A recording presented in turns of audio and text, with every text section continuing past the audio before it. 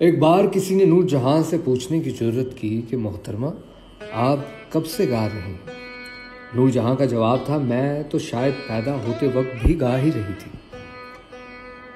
सन 2019 में जब उनका इंतकाल हुआ तो उनकी एक बुजुर्ग चाची ने कहा था कि जब नूर जहां पैदा हुई थी तो उनके रोने की आवाज़ सुनकर उनकी पुप्पी ने उनके वालिद से कहा था कि ये लड़की तो रोती भी सुर में है। नूर जहां के बारे में एक और कहानी भी बहुत मशहूर है।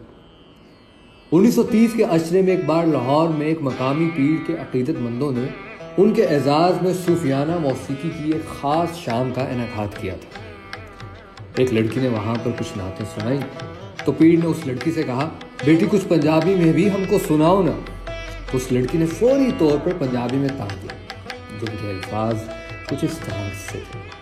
इस 5 दरियाओं की सरजमीन की पतंग आसमान तक पहुंची। जब वो लड़की ये गीत गा रही तो पीर साहिब पर रूहानियत तारी हो गई। थोड़ी देर बाद वो उठे और लड़की के सर पर हाथ रखकर कहा, लड़की तेरी पतंग भी एक दिन आसमान को छूए। वो लड़की नूर जहां थी।